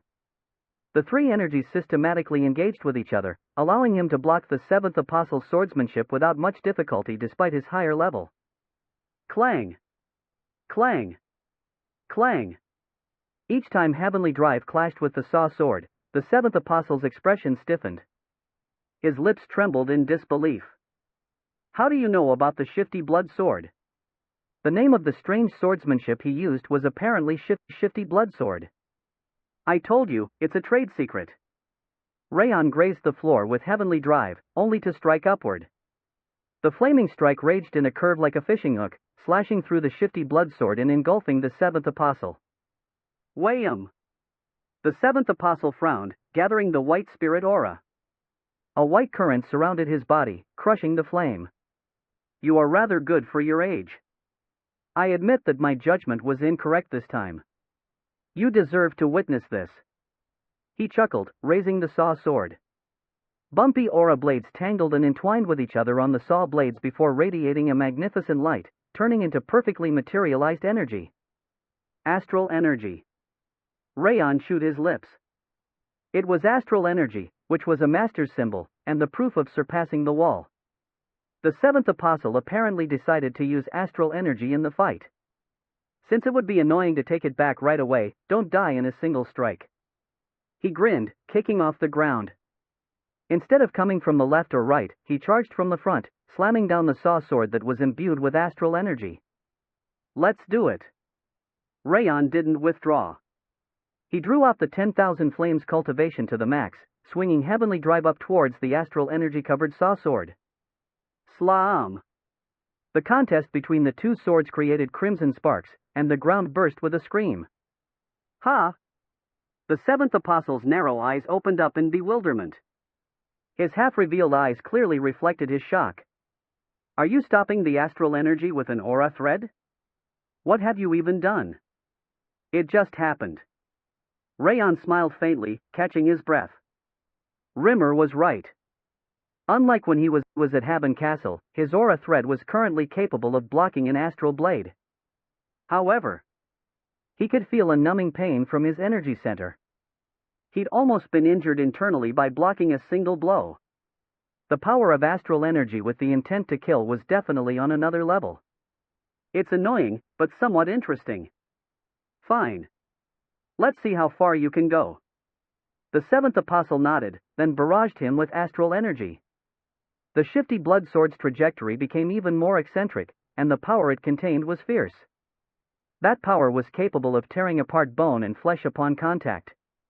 Whir! Each time deadly astral energy emerged from the saw sword, chills ran down his spine and the hair on the back of his neck stood on end. It wasn't because he was afraid, but an exhilaration that surpassed his fear sent a thrill through his body. He wanted to sever that astral energy and make the seventh apostle kneel. To be enjoying this fight, you aren't normal either. I didn't expect there to be someone like you around my age. Contrary to his compliment, he swung his saw sword as if he wanted to slash through his bones right away. Who are you calling your peer? You are way older than me. Yes. That's why I need to make sure to kill you, so that you can't reach any higher. That's cheap. Raon caught his breath as he listened to him say that he wanted to kill him. The seventh apostle must have thought that Raon was an ordinary highest-rank expert, based on how he'd been so far. He needed to kill him by using the opening that misconception provided. Try blocking this. The seventh apostle thrust his sword even more fiercely than with the shifty blood sword, and Raon was pushed back alongside Heavenly Drive, unable to withstand the power. Huff! Red blood flew from his mouth. It looked like he had sustained a significant amount of damage from the previous attack. It was definitely a crazy idea to face astral energy that was trying to kill him. However, he had no other choice but to keep up that madness. It's getting more interesting. The seventh apostle smiled joyfully, spreading out a wave of astral energy. Same goes for me. Raon caressed the blade of Requiem, which was silently crying from behind his back, and smiled. Just wait for a moment. I'll let you drink the blood of that crazy bastard soon enough. The sound of explosions turned the ground upside down, and shockwaves kept resounding from the hill in front of White Blood Religion's Porvan branch. It was as if it were being bombarded with magic. The colossal clashes between sword and spear continued, and once the mountain started to collapse, Rimmer and the 10th apostle came up to the trembling hill. How unexpected! The first one to speak was the 10th apostle. He glared at Rimmer's eyes, tilting his head. It looked like those younglings were your subordinates. Are you not worried about them? Worry? You are the one that should be worried. What? The youngest apostle you finally got might end up dying. Aren't you afraid? Even though he's young, the fact that he's an apostle means that he's at master level and gained the cult leader's recognition. The one that blocked my sword wasn't that bad, but they can't compare to the 7th apostle. The 10th apostle nonchalantly shook his head. Maybe you can save one of them if you return right now. What bullshit are you saying? The entirety of Porvan will turn into a sea of blood on top of the people in that place the moment I let you escape. You are better than before. It looks like you are thinking at least. I've always been great. And we will see whose blood is going to fill the city. Rimmer casually shrugged. You idiot. We'll see about that. An expert can never win against a master. The moment the 7th apostle uses astral energy, there will be no way for your subordinates to win. Well, that'd normally be true. Rimmer slowly nodded. He was right, since an aura blade or an aura thread couldn't stop astral energy. However, my student isn't normal. He's capable of shredding your student's astral energy by using aura thread. He declared that with certainty and started shooting blades of wind towards the 10th apostle. That's why you should mind your own fight. Crack. Raon's molars ground slowly. The nausea is getting more serious. It was so damn difficult to fight against a master that was using astral energy. He would have collapsed already if it weren't for the stats strengthening his body and Heavenly Drive's aura amplification ability. Are you resting already? The 7th apostle slashed diagonally with his saw sword, which was burning with astral energy. The tremendous power blasted the air into shreds. Kring! Raon imbued Heavenly Drive with 10,000 Flames Cultivation's energy and thrust it, following the Fangs of Insanity's principles. Wham! An enormous shock engulfed his body. It felt like someone was pounding his internal organs with a hammer. Not yet. Raon caught his breath. He needed to wait until the 7th apostle got more excited to use a more powerful attack. That was the only way he would win. This is getting irritating. The 7th apostle frowned, slamming the ground with the saw sword. It easily crumbled the ground, and a crater that looked like a grave was created. Since it's getting annoying, do it in moderation and die already. He opened his mouth, pretending to yawn. I'm so sleepy, so why are you not dying yet? You already have enough internal injuries. Because it's worth trying. Under no circumstances can an expert win against a master. Just die already instead of being annoying. He frowned, swinging his saw sword horizontally. Raon bent his body backward, dodging the astral energy spreading towards him at a frightening speed. His golden hair fluttered into the air. Whir! The 7th apostle had already pulled his saw sword backward, then thrust it forward. Heaven and earth were filled with the white astral energy radiating from the saw sword. Whop! Raon controlled the 10,000 Flames cultivation's energy to the extreme, creating dozens of flowers on his blade. The flaming flower buds fluttered in the wind, clashing with the seventh apostle's astral energy. Bomb! The astral energy and flame tangled with each other, creating a huge firestorm. Raon took a step forward into that hellish scene, where everything in the surrounding area was melted down by the astral energy and flame. Thud! The moment he tried moving to launch a surprise attack on the seventh apostle, who was lowering his saw sword, Martha, who was next to them, made her move. That idiot! It was a sudden movement that even made Wrath panic. There was a crazy bitch as well. The seventh apostle snorted, swinging his saw sword at Martha. Damn it! Raon's lips trembled. They were too far away. His current self wasn't able to block that attack. However, Martha's eyes were clearer than ever. She definitely didn't look like someone that was throwing her life away. Then, Raon trusted Martha's calm eyes, changing direction to charge at the seventh apostle. Die! I'm not going to just die, you son of a bitch. The moment the saw sword was about to slash Martha's neck, she swung Azure Cloud diagonally. The Titan's aura imbued in the blade flew softly, like a waterway, and tilted the saw sword's direction for an instant. Wham! The moment the seventh apostle's saw sword slammed the ground, Martha was sent flying, unable to withstand the shock. She started coughing up blood, but she successfully attracted the seventh apostle's attention for an instant. That was enough. Thud! Raon extended his left foot. Using the Supreme Harmony steps, which could reach anywhere, he thrust the 10,000 Flames cultivation's falling sun towards the seventh apostle, who had lost his balance slightly. Whop! The flame burning on the sword's point spread like a kaleidoscope, overtaking the seventh apostle. Coup! The seventh apostle hurriedly spread around his energy, but the blade of crimson flame passed through him, creating a large cut in his thigh. PSSH. Gray blood started spreading on his white pants. A wound? From mere insects like you? The smile disappeared from the seventh apostle's face. He opened his narrow eyes, looking towards the gray blood soaking his pants. His black eyes became distorted in his anger. I'll turn you all into powder. A huge amount of wrath could be heard in his silent voice. As if he had been just playing around up to that point, the manifestation of his energy alone was enough to turn everything around him into powder. It was so powerful that it was difficult to breathe. It felt like the word death hanging right behind his back. However, that crisis was also an opportunity. That moment was the veil between life and death. Come. Raon took out all the remaining energy of the 10,000 Flames cultivation. He was using all the aura he could, as if he didn't mind fainting after the clash. Whop! The flame burning on Heavenly Drive was more intense than ever. It almost felt like the sun was stretched out across it. Pointless. The seventh apostle frowned, brandishing his saw sword. An even more intense and brutal astral energy appeared on the distorted saw blade. The intense heat haze shimmering from it felt like it could even melt the air. Such a weak flame can't stop my sword any longer.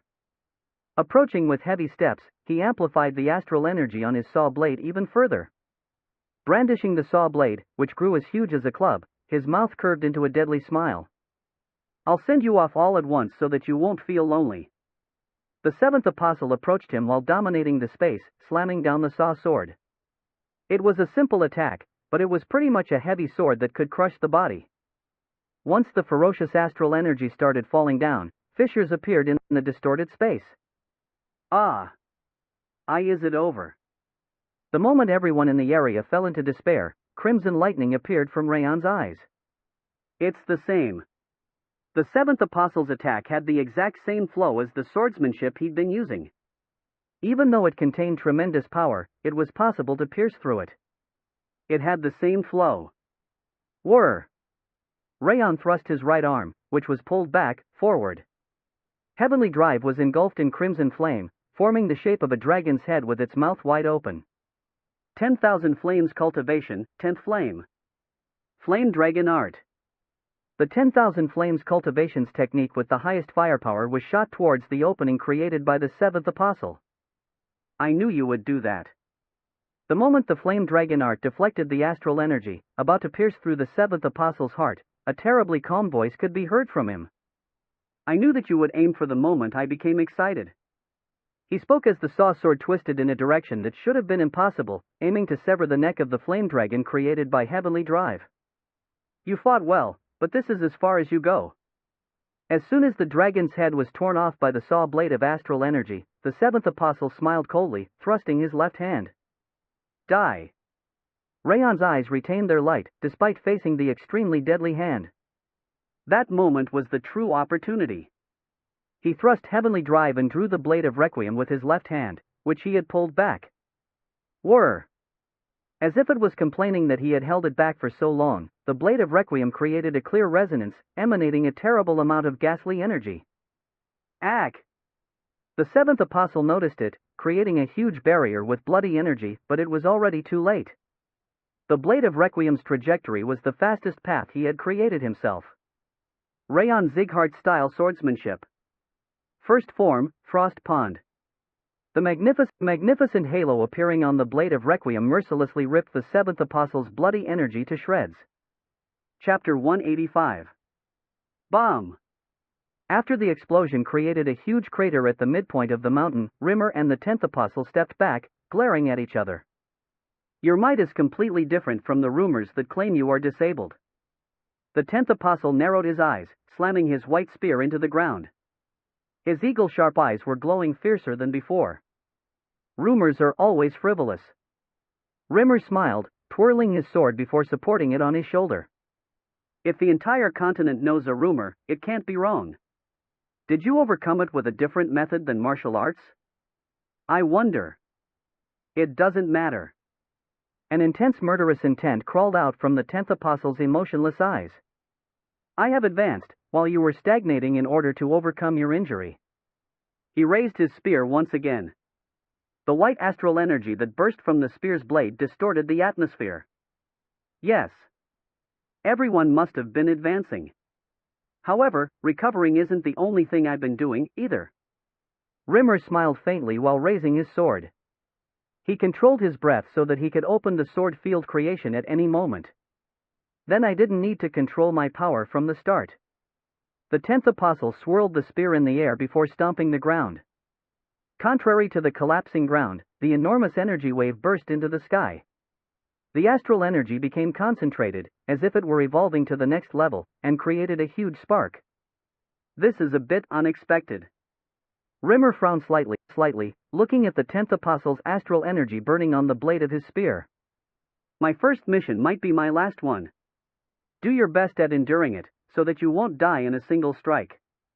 The 10th apostle aimed his spear at him, and a frightening amount of energy flew out from the blade. It was the white blood religion's characteristic space domination. TSK. I don't exactly like such laborious fights, though. Rimmer clicked his tongue. With his blade pointed upward, he aimed at the ground with his fingers. He was preparing to activate the sword field creation right from the beginning of the battle. Whir!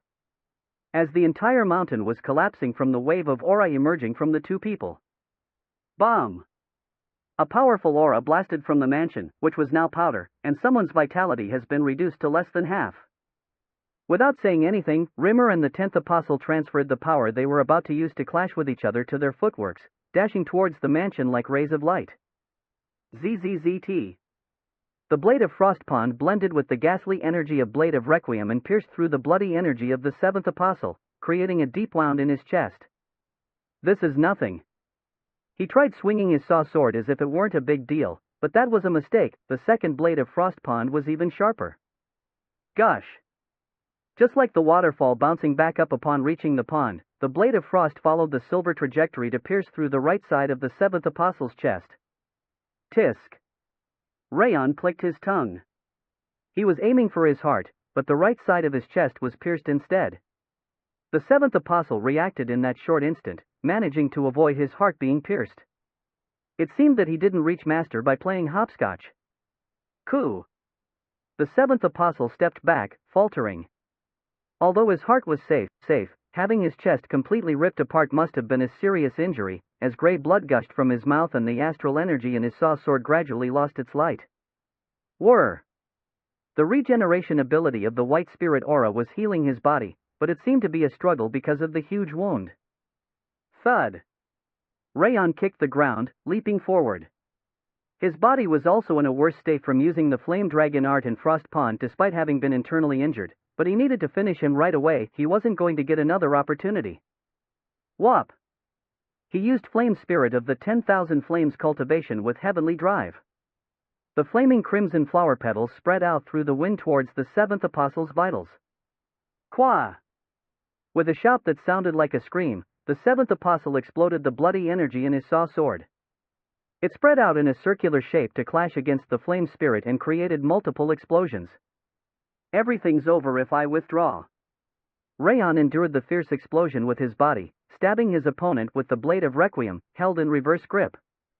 The crimson blade pierced through the bloody energy, slamming into the seventh apostle's shoulder. PSSH. The liquid gushing from his shoulder looked like something between blood and rusty water. Qua! The seventh apostle couldn't pull himself together, flailing his saw sword in all directions. Since the astral energy wasn't completely gone, the floundering attack was still dangerous. I shouldn't get hit at all. If he accidentally bumped into it or got hit, he wouldn't be able to continue his attacks. He needed to keep stabbing the seventh apostle while avoiding his attacks. Raon used the Ring of Fire to analyze the blades thrashing in random directions, before using Revolving Sky with Heavenly Drive and the star-connecting sword with the blade of Requiem. Clang! A wheel of flame consisting of the smooth curves of a crescent moon deflected the seventh apostle's saw sword. Slam! The moment the saw sword hit the ground, Raon thrust the blade of Requiem with his left hand. The prevalent flow of the star-connecting sword and the ferocity of ghastly energy mingled with each other, making the crimson blade dance fiercely. Slash! Blood scattered from the seventh apostle's shoulder, chest, wrist, and thigh as the blade of Requiem brushed past. Qua! Get away from me! The seventh apostle thrust his saw sword. Although it contained a mind-boggling amount of energy, the trajectory was too simple. He had lost his composure. Hup! Raon held his breath, then moved his body. Ignoring the saw sword cutting his waist, he slashed with Heavenly Drive and the blade of Requiem, one after the other. Bomb!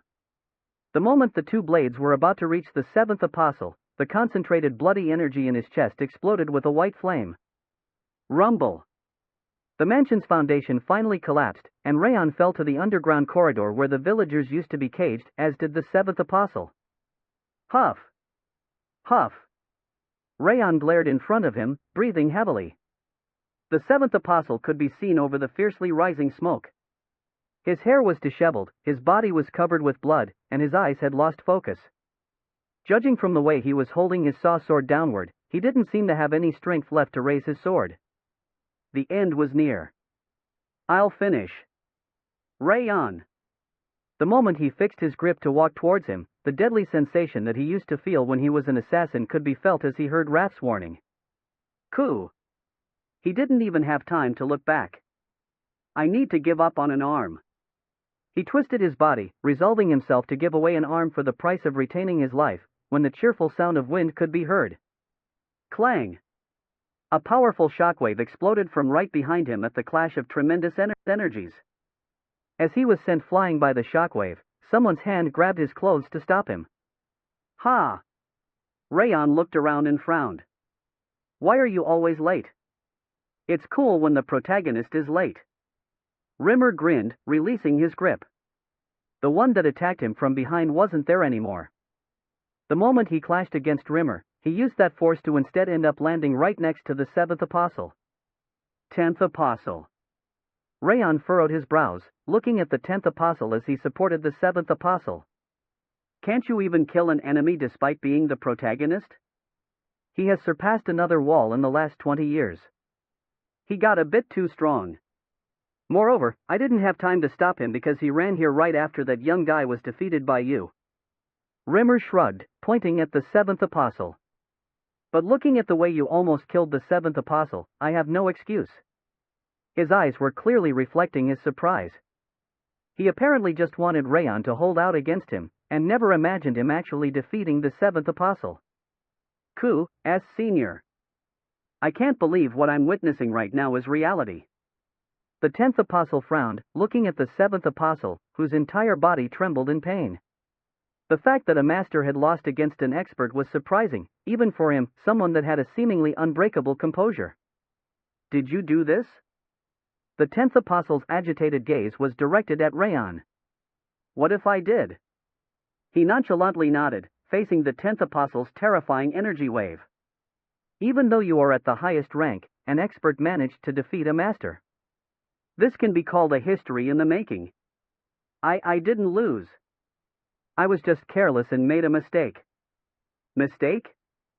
Avoiding mistakes is part of your skill. I can kill him for sure if I fight him again. It's true. Stop your legs from trembling before you speak. You would have been dead already if it weren't for me. Dissatisfied by the situation, the 10th apostle's voice was ice cold. Let's leave this as our defeat for today. The 10th apostle stood up, carrying the 7th apostle on his shoulder. And no. That bastard. I won't leave unless I kill that bastard. Shut your mouth. Coup. The 7th apostle kept shouting, despite being unable to stand by himself. Where are you trying to go? You son of a bitch. Martha stood up, coughing up blood. You can't leave. I'll kill you both right here, you and that narrow-eyed son of a bitch. She managed to stand straight, despite her trembling limbs. She's right. Who said you are allowed to leave? Raon pointed his sword at the 10th apostle. His body was exhausted, his aura was running out, and the internal injury was making him nauseous, but the tip of his blade was unwavering. It looks like the man behind you thinks differently. Raon turned to look back. Just as the 10th apostle said, Rimmer's sword was pointing downward, showing that he had no intention to fight. Well, it's possible to keep fighting. We should be able to kill those two as well. However, Rimmer licked his lips, pointing at the light wind members on the floor above, and the hostages that hadn't managed to run away yet. Including you and me, every light wind member here is going to die. We have many to protect here. He was calm, as if he were speaking of someone else's business. What is your decision? Rimmer asked, looking at Raon and Martha one after the other. He seemed to be saying that he would fight if they wanted. Coup. Because he said that everyone's lives were at risk, Martha bit her lip, unable to insist. He's right. Wrath, who had been silent, popped out from the bracelet. The guy in front of you has surpassed the level that people call master. Shitty Ears might manage to kill him by opening the field like last time and risking his life in the process, but you, the beef girl, and Shitty Eyes are all going to die. You should have realized it already. This isn't like you. Because what they are doing makes me angry. Wrath was right. He would have normally withdrawn at this point. The reason he was persisting, despite feeling the 10th apostle's power, was because of the double facade those damn bastards were showing. Despite all you've done, do you still cherish your fellow students? What? The 10th apostle lowered his brows, asking what he meant. You must know what this place is made for, right? It's a cage where your underlings kidnapped peaceful people, locking them up like beasts. Raon pointed at the cages, where the iron bars had shattered during the collapse. I asked if you still consider your fellow students dear, despite destroying the villages of peaceful people living with their families, dragging them away to drink their blood and devour their flesh. Raon grasped the blade of Requiem, which was vibrating like crazy, tightly, spreading his murderous intent. I asked you whether you still hold your family dear, despite having forgotten the names of villages that you've destroyed, and the names of tribes that you covered in blood. He would have let them go without saying such a thing in his previous life. He would have breathed out a sigh of relief, glad that he managed to survive. However, in his life as Raon Zieghart, he had learned about the preciousness of the family and the place he could feel comfortable. Because he became aware of that life, he couldn't suppress the nauseous fever inside him. The 10th apostle didn't say anything. However, his eyes glowed more fiercely in irritation. Trash should be honored to become our food. We are bringing them salvation from their worthless lives. The 7th apostle ground his teeth, glaring at Raon. Then you are also trash, and worthless because you lost to me. You lost despite being stronger than me. If I were you, I would have bitten my own tongue and killed myself on the spot. Why, you got lucky. If we were to fight again, you wouldn't even be able to take a hit from me. The loser should shut up. Raon ignored the seventh apostle, going to Martha and grabbing her shoulder while looking at the 10th apostle. 10th apostle. The survivor of a village that you don't even remember is going to kill you. I'm going to make that happen. This is my declaration. Ha! Martha looked back with her eyes round open. Her shoulders were trembling in confusion. Ha! The 10th apostle laughed.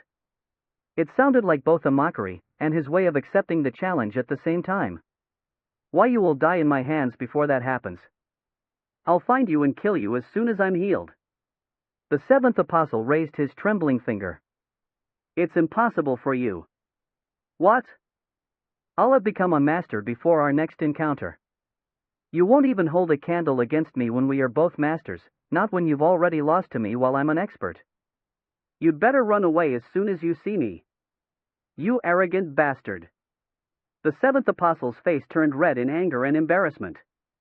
Do you believe it's that easy to become a master? The wall can't be surpassed so easily. Even someone like you has surpassed it. There's no way I wouldn't be able to do it. Why, you bastard? Senior. Please release me. I won't leave before I kill him. Hearing Raon's confident answer, the 7th apostle glared at him in bewilderment. You will never. Ack! As the 7th apostle was about to curse, the 10th apostle hit his neck to knock him unconscious. You've got a wild mouth. What is your name? I am Raon Zighart. Raon Zighart and the survivor of an unknown village, I'll gladly look forward to meeting you again. The 10th apostle carried the 7th apostle on his shoulder as he left. Stop boasting. You murderous bastard. My mother. Coo. He took a glance at Martha, who cursed at him, and disappeared in an instant. Ah! The moment the 10th apostle was gone, Martha knelt on the floor and collapsed. It looked like she'd been maintaining her strength with her wrath, even though she should have fainted a long time ago. You did a great job. Rimmer walked up to him with a smile. I only managed to last thanks to you supporting me from behind. Raon shook his head. He only managed to face and talk to the 10th apostle because Rimmer gave him the strength. Despite usually looking useless, Rimmer was helpful at times like that. I'm not talking about that. I'm talking about your victory against the 7th apostle. That's something I obviously had to do. Obviously had to do, huh? You must be the only one that can talk about a master like that. Rimmer exclaimed in bewilderment. You should rest, too. Yes, I think so. Raon coughed out the blood that he had been suppressing in his throat. The internal injury he had taken each time he clashed against the astral energy had become so serious that he couldn't endure it any longer. Even willpower couldn't help him any further. I'll leave it to you, then. Raon closed his eyes, feeling the vibration of the blade of Requiem as it absorbed the bloody energy from the 7th apostle and the archbishop, as well as the sensation of multiple messages appearing. The whole world turned white. Rimmer caught Raon as he collapsed, using his aura to settle his internal injuries while exhaling slowly. I'm not sure how I should take this. Since he'd been watching Raon, he was well aware of his might and expected that he could somewhat hold out against the 7th apostle. That was why he was trying to analyze the 10th apostle's power to decide whether he should end the fight in a draw or kill him even if he were to be crippled. However, Raon defeated the 7th apostle and concluded the situation, rendering his choice unnecessary. He surprises me every time. Since he didn't expect such an outcome, he was more confused than surprised. An expert that defeated a master. Such an occurrence in a one-on-one fight had never happened before. Raon had pretty much changed a fixed rule of the world. What I told Morel really came true. He laughed bitterly. He bragged to Morel that Raon would rewrite the continent's history, and that really ended up happening. And that was really admirable. The way Raon declared that he would have Martha kill the 10th apostle, who was at a grandmaster's level, was both shocking and thrilling at the same time. My decision was correct. He could confirm once again that he was right in choosing Raon as the king that would open the new era. My remaining life is for you. Rimmer smiled as he carried unconscious Raon and Martha. He really defeated an apostle. This is going to turn the whole continent upside down, whether they believe it or not.